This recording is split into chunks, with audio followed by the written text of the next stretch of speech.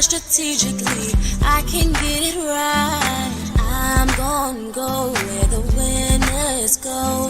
Sailing ain't an option, no, it ain't in my blood. Good evening, everyone, and welcome to Mondays Beyond the Mic. This is the place where we look at relationships and life to provide a better understanding for both men and women so we can learn and grow together. We want to say thank you to our regular viewers and welcome to our new viewers. We ask that you do what? Like, hit the thumbs up button, share, subscribe, and give us a super chat, as that one gesture means much to Mondays Beyond the Mic and Bravo with Sheila Network. We need your likes. We need your likes to push the show further into these YouTube streets. So we have a disclaimer that the show is for educational purposes and we share from our personal experiences. And we have house rules. House rules of respect. I said it in the words of Aretha Franklin, RESPECT. Find out what it means to me. So we ask that you respect us and the show. And we said if individuals are disrespectful, you will be removed from the platform and silenced. We don't want that to happen. But remember to hit that like button. And I'd like to welcome to the stage, my co-host, Lady Dawn B. How are you, lady? Happy Monday, everyone. I am glad that it is what? One more day closer to Friday. Thank you, Lord. Hallelujah. Oh, okay. Hallelujah. Yeah. Okay. How are you, Dr. E? Oh gosh, I am well. A lot of movement. I want to say this, and I'll say it later on in the show. So this Saturday, October 25th, I will be at the St. Philip's Baptist Church, 77 Bennett Street in Staten Island at 2 p.m. talking about my new book. What is it called? I Am a Woman with Issues, but I still qualify. And if we know anything about that, but what does it do? Cancel out everything you said before, which means I still qualify. So I will ask that if you are available and you want, just come join us over at St. Philip's Baptist Church in Staten Island. So I'll be in the NYC, in the place to be. All right. Let me move on here. We said in this wonderful month of October, as we said, this year is going by really, really quickly. Last week, there's so many awarenesses in the month of October. Last week, we highlighted breast cancer awareness. We had Dr. Sandy and Dr. Rhonda on to talk about it. However, October is also National Disability Employment Month, Domestic Violence, and Mental Health Awareness Month. So tonight we want to just shine a light on a few things. But before we get into our topic, get into our guest, let's see who's talking to us in the chat. All right. Well, we already know who always kicks it off. It's the greatest moderator to ever do it in these YouTube streets. And Renee Kenya is in the building saying, hey, we love you, Renee. Yes, we do. Oh, go ahead. Oh, I can't yell, hi, mommy, because it's actually my niece. Hi, Shiki. How are you? I'm glad you're tuning in. Welcome in. I know Nana's with you too. I love y'all. Okay, and there you go, mommy. Hi, mommy. She's talking for herself. I love it. And Kathy is giving up the claps because that is Kathy's church. And we will be there. We will be in the place to be. You might even see Lady Dawn B on the 25th. Who knows? So you might get Mondays Beyond the Mic. So we will see. Just might be. Okay, and Shaniqua, I hope I said that right. Dupree, she said good evening. All good evening to you all. Good evening, and thank you for joining us. And Tiff, she said good evening, folks. Happy Monday. Happy Monday, Tiffany. All right. It's over now. All right. I'm excited. So tonight, our topic is unstoppable, the unstoppable voice. I'm excited about this. I'm excited about our guests and the reason why the voice is unstoppable. I'll, I'll take it away, ladies and gentlemen. Well, let me get to this amazing bio here. We wish we could tell it all, because apparently this is an amazing wonder that's in the building with us on Monday night. But our guest tonight is Jeffery Lorenzo. I love that name, Williams. And Jeffery Lorenzo Williams was accidentally shot and paralyzed at the age of 13. But that is not how his story ends. He went on to graduate from Cardinal Hayes High School in 1987. He continued his education at John Jay College. Okay, come through. And graduated with a BS in criminal justice in 1991. He didn't stop there. He attended Adelphi University and graduated with paralegal certification. Jeff is a man of many titles. He is a real estate broker, creator of J. Lorenzo. I don't want to say it wrong. His shoe and fashion brand. Okay, so we fancy tonight. Jeff has been seen on CNN and the Bronx Network, written about in the New York Times, Daily News, and AM News. He has also, forgive me, I'm going blind today, been interviewed on several podcasts where he shares his insights on overcoming adversity. This is going to be good. As a sought after keynote speaker at several high schools, universities, and corporate events across the country, Jeff delivers motivational speeches that inspire others to overcome adversity and achieve their goals. Jeff Jeff lives a full life. He has refused to let his disability hold him back. If you tell him he can't, he will show you he can. My kind of guy. He drives the Polaris Slingshot 3-wheel motorcycle. Okay. Has been jet skiing, water skiing, played ice hockey, and flown a glider plane. So, with all of this in mind, in addition to his professional and personal achievements, he is a passionate advocate for diversity, inclusion, and elevation, not just for those in the disabled community, but in all communities. So, let's give him a wonderfully warm Monday Beyond the Mic. Welcome to the platform, Jeffery Lorenzo Williams. Woo! We got to get some like clappers, or something. Hello, how y'all doing? I got Thank you. y'all for having me tonight. Thank you for having me here tonight. I'm honored to be here with Dr. Elaine and Lady Dawn B. Thanks for that introduction, and I'm ready for showtime. Okay, we love it. We love it. And as I stated, I said Jeff and I go way back. We went to college together. So I am, he's older though. I keep saying. So You know what? We're gonna pause to give him his applause. How about that? we love it. But welcome, Jeff. So excited to have you on tonight. So we're just going to dive in, and I think that you are such an awesome man, and your story is so awesome that we wanted to bring awareness to it. So, ladies and gentlemen, take it away.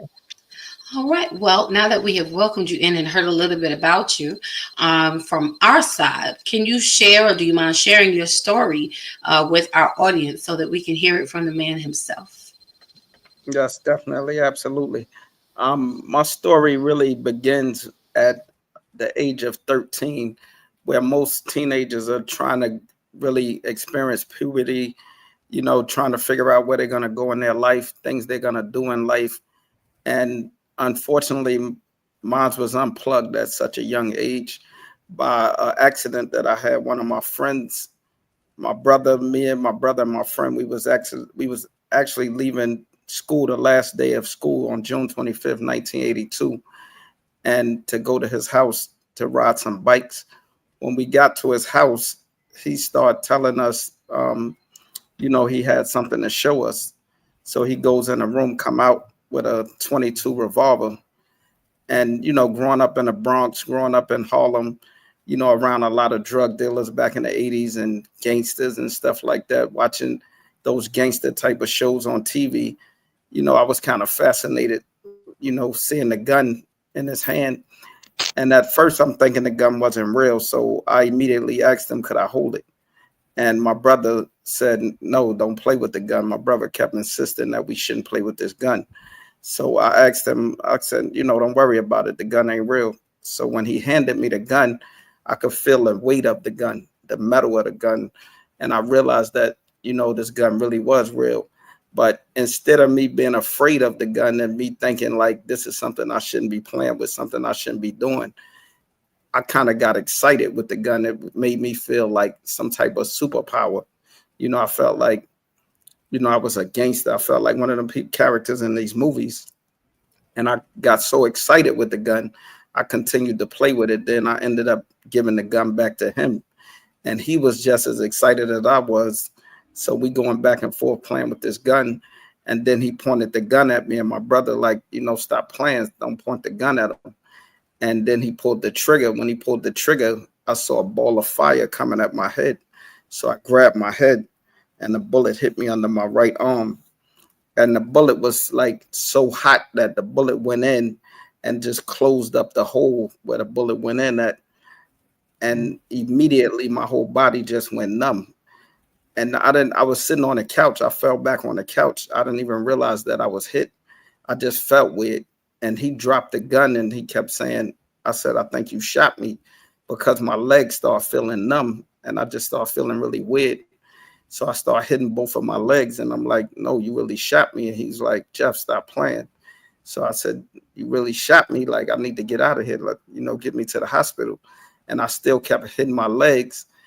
And then I started looking around my body to see if it was any blood on me. And I ain't see any blood. So now I was just kind of confused with what actually happened. But I think because the bullet numbed me up so fast, I didn't have time to really, like, I didn't have any pain. I didn't have any reaction to, like, other than me, like, starting to lose my breath because I was bleeding internally. And both of my lungs immediately collapsed. They would start collapsing. And I was, like, sipping for air and trying to breathe. So my brother was kind of still over, standing in the corner in shock at what I was saying, that I got shot. So my friend picked me up off the couch and we ran. We was on the 5th floor, walk up in a building, and he grabbed me and he started running down the steps with me. But then by the time we got to the lobby, I got kind of heavy for him, but he still was like struggling out the building to get me outside. We flagged down a cab when we got outside, and the cab driver didn't want to let me in the cab because he was trying to figure out, why is your friend carrying me? So I said to him, I broke my leg. Can you let me in the cab? So eventually he let us get in the cab. And when we got in the cab, we was heading to Lincoln Hospital on 149th Street. And we was in the Bronx on 165th and Nelson Avenue. So I said to my friend, he kept saying, Jeff, don't tell. Let's say that we was outside, somebody was shooting randomly and you just got accidentally shot by a stray bullet. So me, him, and my brother, we agreed to this story. And a lot of that came from the fact that growing up in the Bronx, this code of the streets where, no snitching, things like that. Even at that young age, it's just something that's embedded in a city kid who grows up in these type of neighborhoods. And, I'm like, it was like, wasn't even something I even second guess. It was like, we not telling that, we going to stick to that story. So when I got to Lincoln Hospital, I passed out at the door while they was taking me out the cab. And I remember them putting me on a stretcher. When I woke up again, I was in the OR. I just saw a whole bunch of lights in my face. And I remember that one of the detectives came in the room and he asked me what happened. And I told him that some guy shot me outside the building. And he started asking me for a description and, who this guy was. I told him I didn't know the guy. I just gave him a description, some random description. The guy had on a black hoodie or a black pair of pants, some random description. So he's writing down all these details. He's calling over the radio, putting a task force out to look for the shooter. And my brother and my friend, they standing in the hallway. Then my mother ended up coming. Somebody had called at work, told her I got sick at school. And when she walked past the door and saw the bullet hole in my side, she immediately grabbed the doctor and asked, like, somebody shot my son. Who shot my son? And the doctor said, the detective said, he need to speak to her in the hallway. And he kept telling her, like, he came in with these two guys, but I think one of them shot him. And my mother was like, no, that's not true, because that's his brother and that's his friend. And he was like, well, he said he was outside. Two of them said he was outside, and one of them said he was in the building. So the story is not making any sense. So at that moment, the detective realized that, the way they was acting and responding, that one of them actually did it. So my mother went in the hallway, grabbed my brother, and just said, look, I don't care about no code of the street. Who shot Jeff? So he pointed to my friend, and she looked at the detective and said, he the one shot him. And she came back to the room with me. And just by the time she came back, I just closed my eyes. I really didn't want to answer all those questions. Kind of was, and it was weird because even though I was shot and I couldn't move my legs at the moment, I felt more heroic. Like I took the bullet, I survived. I was thinking, I really didn't know what to think, where I was going at this point. I really didn't know how bad I was. So I don't think early on that it affected me the way it probably should have, or the way people expected it to affect me. I hadn't had that situation yet where I felt like, this is it. This is the rest of my life. I honestly was feeling like, the bullet hit something. Once they do the operation, when they take the bullet out, I should be okay. Then they ended up stabilizing me, putting me in a room. I ended up going to the ICU unit. And now I'm sitting in the ICU unit. Family, everybody's coming. But it was more of a conversation of, what do we do about this? And I remember one of my aunts coming in the room and saying, let's let this go, because, even if you do revenge or anything, they do something to him, it's not going to change your situation, so let's just let that go. And, I thought about it, and it made a lot of sense. And then I looked at the fact that, he helped me to the hospital, and this is how I was thinking at the moment. And it just kept playing over in my head, like, why didn't I listen to my mother and just go straight home? Because I was supposed to go straight home that day and wait for some furniture. So I just kept playing that over in my head, like, how did I end up in this situation?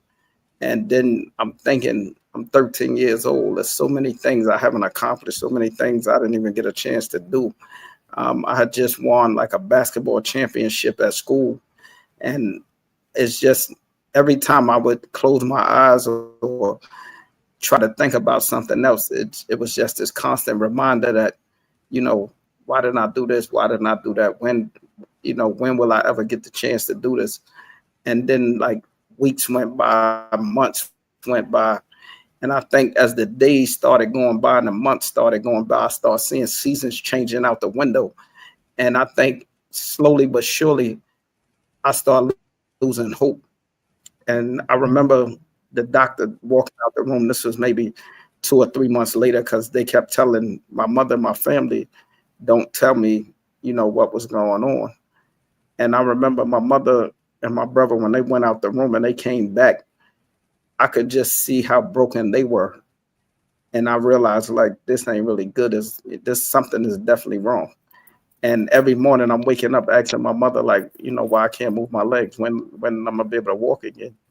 And my mother went out the room, and I asked my brother, I said, look, I just need the truth at this point. Like, I've been laying here for 3 months. I can't do anything. I can't help myself. I just felt like I was just sitting there dying slow. And I said, I just need to know, what the doctor said to you. And he kept saying, you don't want to know what he said. And eventually he told me, he said, they said you're not going to walk again.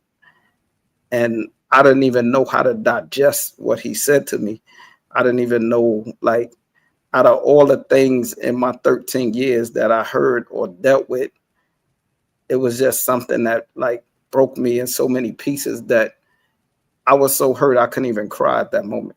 And even though I wanted, I was waiting for him and my mother to leave that room. So I think that day I probably cried for the next 30 days straight because it was just the pain was so strong that I had no answers. It was like,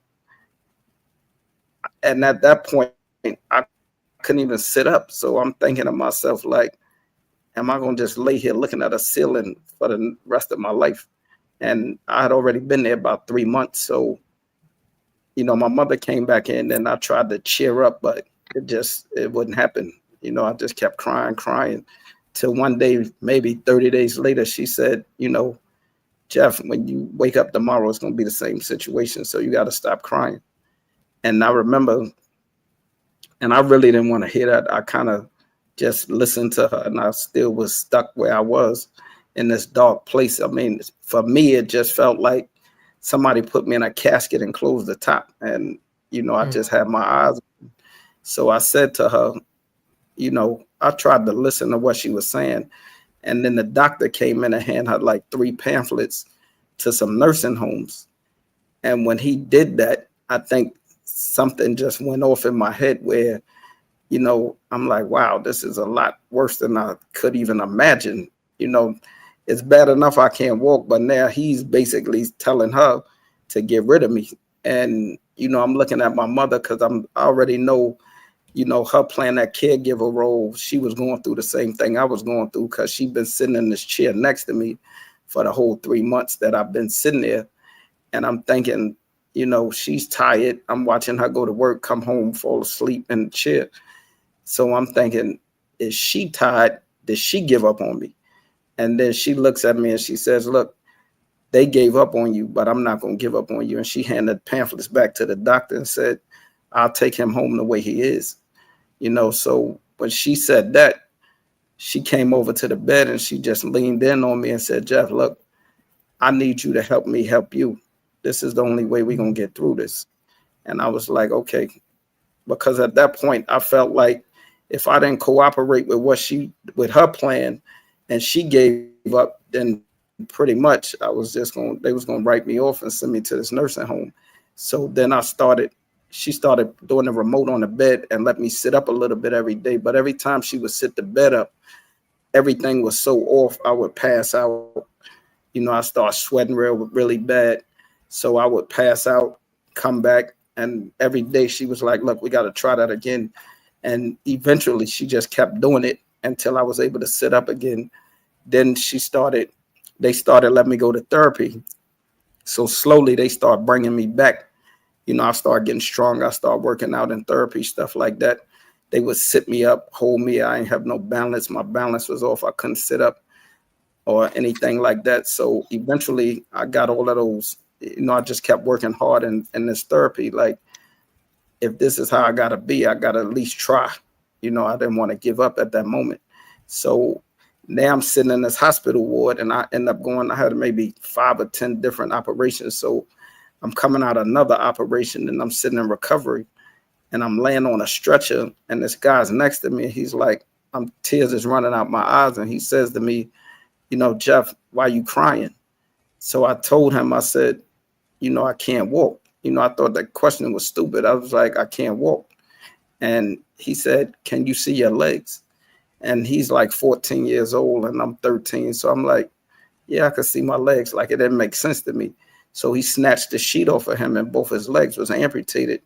He had got electrocuted by a train on Metro, playing on the track on Metro, one of the Metro North trains over by Yankee Stadium. And then I'm thinking, it starts shifting my mind. Like, even though I couldn't walk, he put things a little in perspective for me where, even seeing my legs, even though they don't work, it's a lot better than me not having them at all. And I start thinking about that and it kind of cheered me up a little bit. Then when I got back on the ward, this little girl would come in the room every morning. She was like 7 years old. And she would say to me, Jeff, when you think you got it bad, somebody else got it worse, so stop crying. And now I'm 13, she's 7, and I'm trying to figure out, like, how is a 7-year-old having more strength and courage than I have? So it started kind of like inspiring me. Like, it was so crazy because she was like a mentor, like this little angel that came to like just guide me through this dark place. So I felt like she was like that little light in the dark for me. So every morning she would come and check to see if I was crying. And it was kind of crazy to me. Like, I would hear her come in the wheelchair. I would wipe my eyes because I didn't like, it got to a point where I didn't want her to see me crying anymore. And then one day she never showed up in the room. So I waited for one of my nurses to come because I couldn't get out the bed or anything. So I asked the nurse, where is she? And the nurse was like, oh, she had to go to surgery this morning. So I was like, oh, okay. But then later on that evening, I didn't see her. Then for like 2 days, I didn't see her. So I'm like, I sent somebody to go get her. And then the nurse came back and she said, Jeff, she passed away. And when she went to surgery, she had cancer in her brain, and they did the surgery and she passed away in the surgery. And then it like just broke me again. But at that point, I felt like I had to be the voice for her. I had to live for her. And every time I would get sad, I start thinking about, like, if Melissa was here, she wouldn't want you to be crying. So you got to be strong. You got to live for both of y'all now. And it just day by day, I just started, thinking different, changing my mindset. And it was just like the fight. It was just like, I got to fight now. It's not just for me. It's for her, for this other young man who lost his legs. I just start feeling like I have to be the leader in this situation, and I have to set the tone for everybody else so we all could be fighting. And then eventually I just started getting better, and one day at a time situation. And every day I just wanted to go to therapy. I just wanted to work out. I just wanted to keep going, and I could start to see the progress. Then I remember going to therapy one day, and they had these like parallel bars and these braces. So I asked the doctor, could I stand in them braces? Because at that point, I just wanted to stand up again, get back on my feet. And he said, no, your injury is too bad. You can't do that. So when my mother came that day, I said to her, she asked me how was therapy. I said, I didn't really like it. They wouldn't let me walk down the bars. They told me I couldn't do it.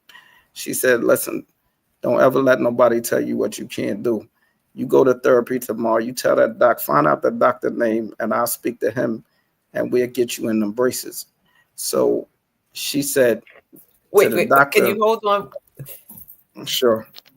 Yeah, because we want to ask you some questions. So, and we want people to hit that like button. So this is great, and thank you for sharing your story. And we definitely are encouraged and inspired by it. I mean, I heard so many things like, if you want to get the truth, forget the detectives. You need a mother that's going to get the truth out of everyone, right? Exactly.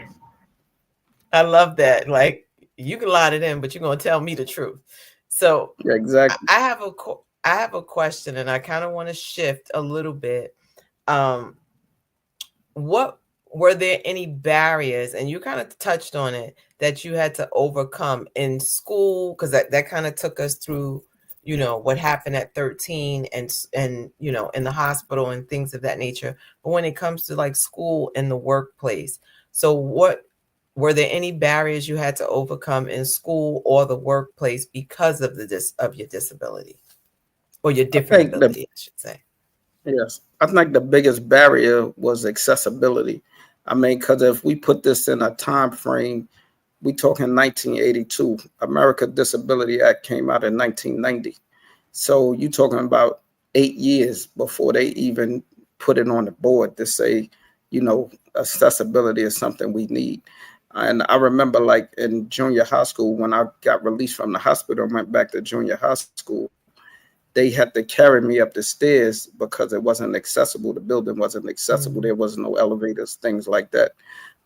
In the workplace, I think is similar challenges where what an able-bodied person experiences as accessibility, little things like cuts in the sidewalk, those are things that you step over the sidewalk every day.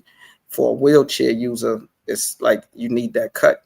Everybody's not really in shape or built. Some of the electric chairs, things like that, where they can't just wheelie up on top of the sidewalks.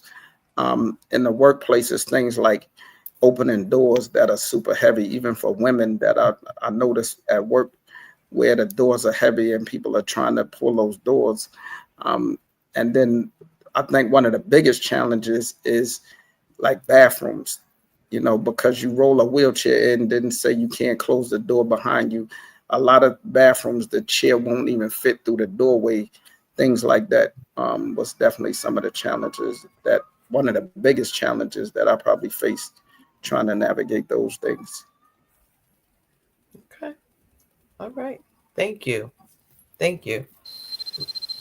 Lady? That's really good stuff. Listen, I'm sitting here writing my notes out. I like Dr. E. Like her so many things, so much, a whole life lived at, 13 and a half.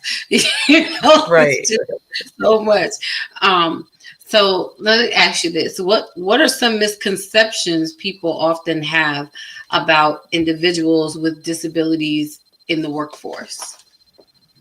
I think one of the misconceptions is the fact that um, you give somebody a job description, they go in for an interview, and before they even have the interview, you have all these prejudgments of things they can't do, things that may be a problem for them.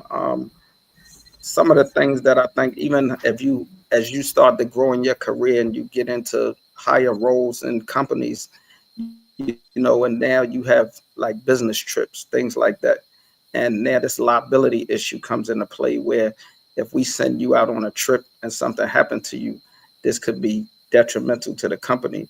So I've been fortunate where I have been able to go on business trips, which really showed me that the company stood behind the fact that they looked at my job skills and not my disability, because the fact that they allowed me to take those trips may have been something simple for them, but it meant a lot to me because it kind of opened doors. And I'm like really an advocate for knocking these doors down to show them that, I want to be treated like all the rest of the employees. I have a job responsibility, hold me accountable. And I think holding myself accountable is something that's been really important being disabled.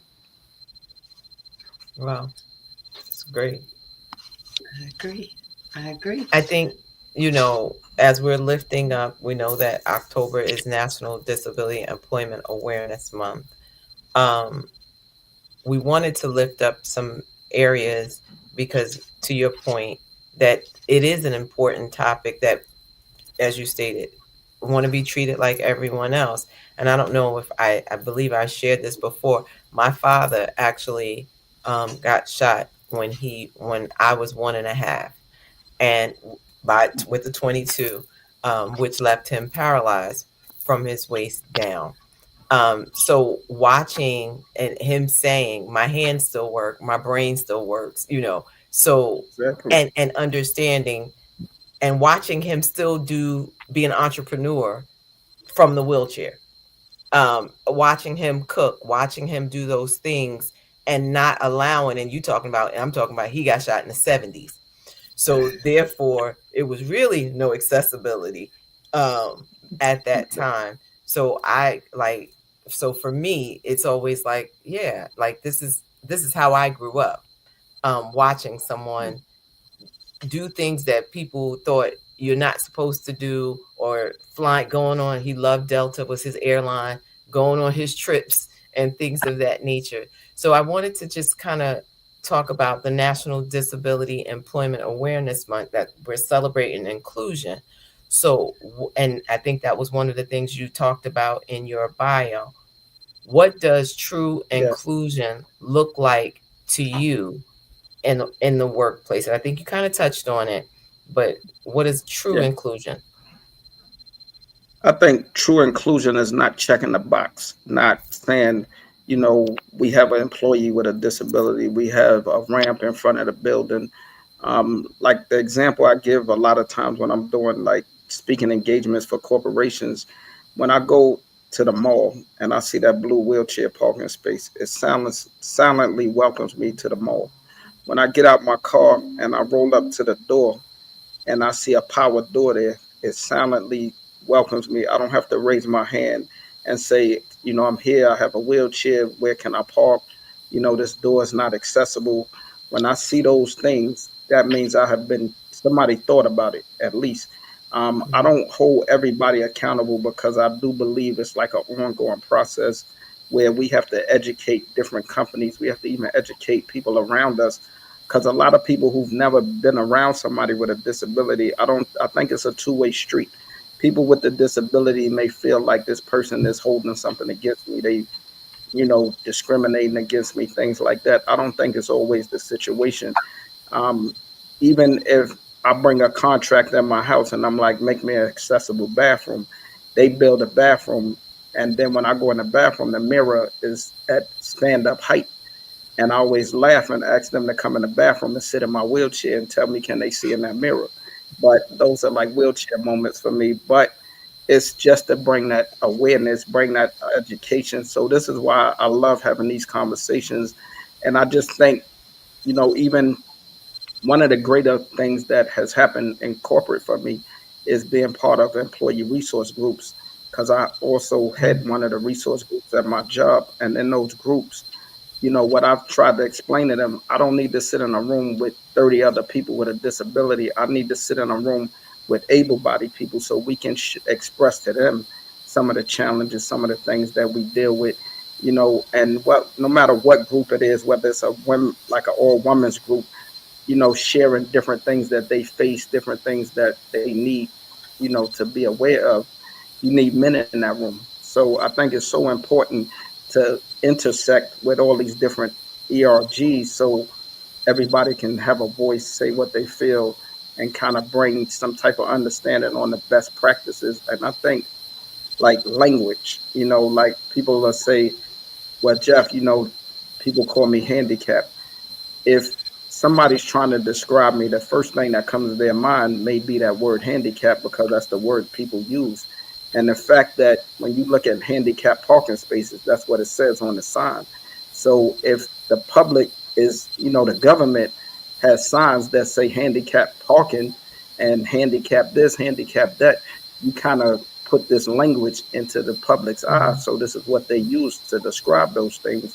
So, like in Dubai, they have what they call person of determination, which I think is a better description to Mm. describe somebody like my, opposed to you calling me handicapped. But I'm never offended. I think instead of getting offended, it's that time for me to take that hit for the rest of the people with disabilities and teach that person what the proper language should be. I love that. That is so good.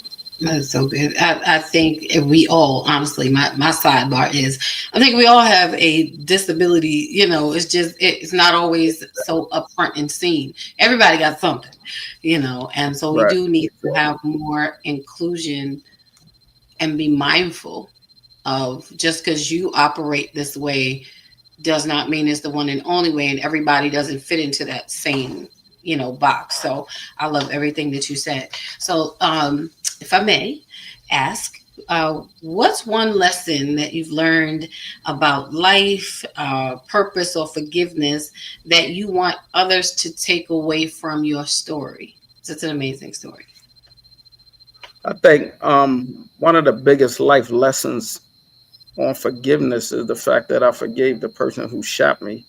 And no matter what room I speak in, no matter what platform I speak on, I think out of all the things that I've been challenged with, having a disability and acquiring a disability is being able to forgive somebody. And I think to me, that's probably one of the hardest things that I see people deal with in life. And I say that because when I look at the magnitude of the damage that I have encountered and I forgave that person, and then I see people that won't forgive people in their family who may owe them money, who may have talked about them, or your friends talked about you. It's so hard for people to let those things go. And I think the biggest lesson that you can learn in that forgiveness process is you're not letting somebody get away with something, but you're lifting that burden off your wings so you can soar. So I think that's super important. Okay. I love And that. I want everybody on this call to go home and forgive somebody tonight. All right, all right. We got an assignment. Now we got homework. See, now you done. All right. He then turned into the teacher. What we want to make sure, if you love what you're hearing, and I know you do, make sure you hit that like button, please and thank you. So we know. Oh, Shaniqua says a very interesting term. So the term that you stated, I believe she's talking about this term in Dubai. What was it again? Person of determination. Person of determination. Okay, I love it. Because And I need to people go to really don't have Dubai. a word for people in wheelchairs. It's like certain language, certain things, like if you describing somebody, you say Jeff who uses a wheelchair. That's like the proper way to say it. Because people will ask, like, what's that guy, you know, your friend, and they try to dance around it because they don't really know what to say. So it's just certain ways to say certain things. It's almost this whole like the N word, right? Calling Right. somebody in a wheelchair handicapped just to put a measurement on it is like calling somebody the N word. Mm, that's interesting. Okay. All right. So, I mean, I know you have a book. I don't think we touched on the book. We know you have a clothing line, a sneaker line. Jeff was in the fashion show. He was in the New York during Fashion Week fashion Yes, show. He's doing it all, flying planes and slingshots, Right. you name it. Yeah, you can fly. You flew the plane. Am I correct? yes, definitely. Oh, Yeah, he did more than we've done. Like it's, he jet skiing, all of these wonderful things. So my question to you would be, what's next for you, personally or professionally, as you continue being an unstoppable voice? I think like I definitely want to do a documentary. That's something I'm working on, and I also want to do like a play on my life story. Just so I want a live stage for that forgiveness piece. I want a live stage for Mhm. like just to tap into the proper language they use for people with disabilities. And like most disabled stories are always sad, and what you can't do is what I love most about my story, because when I hit a room and explain some of the things that I've done, which is why I document everything I do, because when you think about wheelchairs and airplanes, they don't go together. When you think about motorcycles and airplanes, none of these things are what everyday people feel like somebody in a wheelchair does. And I live this, so I know this for a fact. I mean, even when I park my motorcycle and I'm rolling up to it in a wheelchair, like I tell people in wheelchairs, it's not that people are staring at me because I'm in a wheelchair. They're trying to figure out how I'm gonna drive my car, how I'm gonna ride this motorcycle. How do we drive? If he can't move his feet, how's he pushing the brake and the gas? And all my cars are like custom made, so I have like a hand control device that goes to the brake and the gas, so that I can push the brake and the gas from the steering wheel. But those are just things that people are curious about. So I think what we need to do in the world is just educate people on how you live and what these different things are. It's like you go into another country, they have a different culture. They do things in that country that we don't do in America. So just look at somebody in a wheelchair, like I'm just sitting down. I'm still the same person. I was Jeffrey Lorenzo Williams before I got shot, and I'm Jeffrey Lorenzo Williams now. All right, we love it. So if I had to ask, I don't know, Lady Dawn, I'm good. I feel like I've been talking. So Lady Dawn, no. I'm loving and engaging. I love the fact that above all, whatever your situation or circumstance is, it's just proof that the only limit is really you. Mm, We limit ourselves, Absolutely. we box ourselves in, whatever that, because again, everyone has a condition that we all have to deal with, work through, navigate, and create a new dynamic, or a new normal for ourselves. I have a friend who's also paralyzed due to a bullet, and I mean, he's much older at the time when it happened, but um, watching that transition, and he's in a wheelchair and he's not going to walk again, but he's taken some steps. And it just, your life speaks of determination, and it is extremely inspiring to all of us to overcome whatever those challenges are. You never know, and it's absolutely the spirit. I love that you said that Jeffrey Lorenzo Williams is still the same Jeffrey Lorenzo. You're not identified by your situation, you identify by the person that you are. And that in and of itself is an encouragement to so many. Yes. That you are And right. I'm glad. You're right. I'm glad you said what you said, about people just finding their new normal. And I think you have a million people that have hidden disabilities. You have somebody that's sitting next to you that just got diagnosed with cancer. They got 6 months to live. So when I'm in rooms or I'm in speaking engagements, I'm in rooms, there's 1,000 people in the audience. And I always open up that conversation and let them know, y'all can see my disability. I can't see yours, but we all have one. And when I say we all have one, no matter, everybody has been in a dark place. Everybody has a story. Everybody has something in their life that challenges them, and I just look at a disability like a math problem. And I always tell people, what's your math to solve your problem? Is it going to be 2 + 2 is 4, 3 + 1 is 4?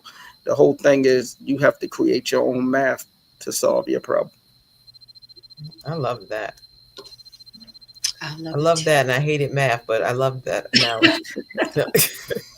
We really are twins. We really are.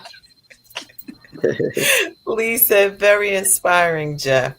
Yes, and Thank you. Anae put up, everyone, you can support and order Jeffrey's book from his website. So it is right there. So it is Jeffrey Lorenzo, don't forget the Lorenzo, Williams.com. We thank you. Mhm. This has been, and Shaniqua said, Jeff is truly an amazing guy and so gracious and helps others, especially me. She says, thank you, Jeff. And I'm going to say, on that note, we're going to say tomorrow, tune in at 7 p.m.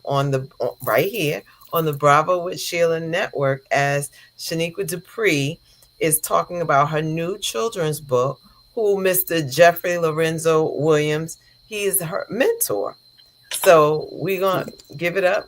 Hey, you want to put the claps right there, the sound effect? Oh, absolutely. It's worthy. There you go. I love it.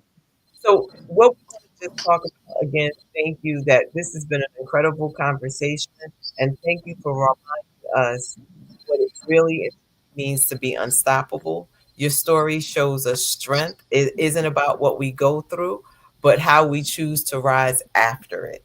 And I think that's the most empower is not just where we are, but what we choose. And to your point, we all have a disability and some, but it's how we rise Mhm. regardless of Exactly. what's going on in our lives. And to your point, we've all been in a dark place, and some people are in their dark place now, but it's how do you get through? And I think I one of my favorite sayings is from the Bible, and it came to pass. Whatever it is that happens, it has come to pass, and we have to persevere. And how we go through it is it's the attitude, because what I heard is your mindset, the mental shift.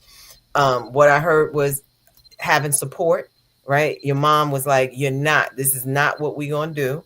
Right. And you having someone who believed in you to believe, so that you believed in you when she said, you got to help me help you. That was a mental Absolutely. shift that had to happen. And then saying to you, who told you you couldn't use that? I'm taking, your mommy wanted My receipts. I'm mama's on names and numbers, but I'm taking names and numbers.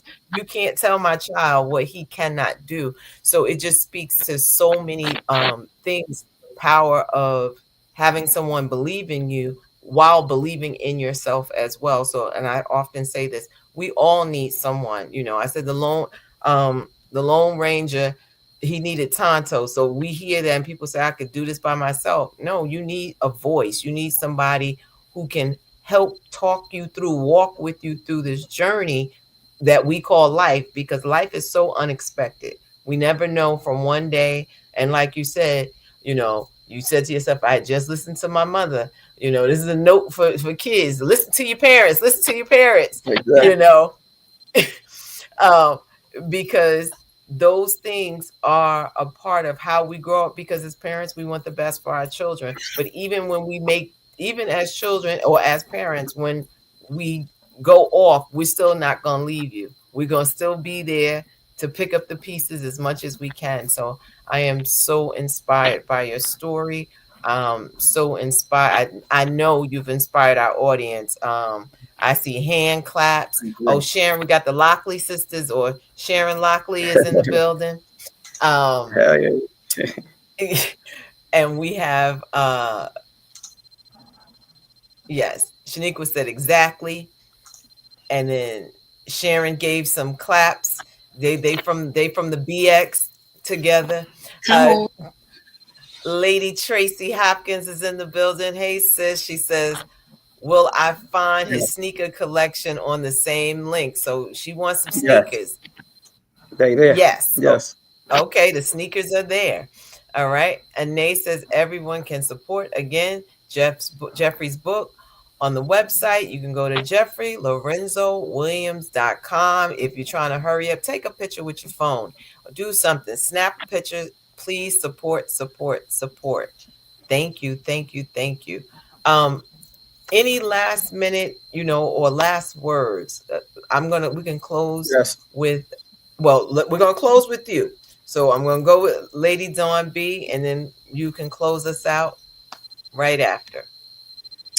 Um, it's all been said and done. I hope you've leaned in and listened, and again, walking away with the understanding that our situation, our conditions may not have been brought about by his circumstances, but we all have something that we have to navigate through and get to the other side of. So again, I say you're living proof that the only thing that is in our way is us. I'm the only thing in my way. And thank you for showing us what we need to do in order to get out of our own way. So, as Dr. E said, so we can rise. All right. Yes. And I just Jeffrey wanted to Lorenzo add Williams. that I just wanted to add that sometimes embrace your challenges, embrace the things that make you uncomfortable, because as bad as it may have been that I lost the use of my legs, I think it helped me find my purpose. Sometimes God may strip you of everything just so you can slow down enough to see who you really are. And people always ask me, like, but Jeff, don't you want to walk? And as bad as I want to walk, I found such a purpose in how many lives I changed in this wheelchair that I think my calling is more of being in this chair than me walking around.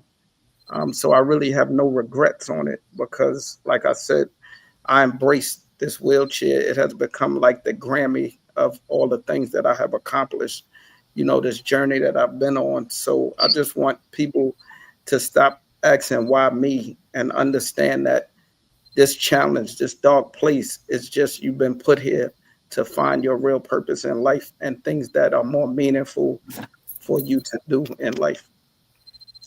And even though I can't walk, I never miss a step. I love that. I love that. Okay. So we have a few more comments before we wrap. Kathy, Kathy says this was real, capital letters, real talk tonight. Thank you, Jeff, for sharing. And she gave up some Absolutely. claps. And that's my big sister. She said, hey, sis. Hey, sister.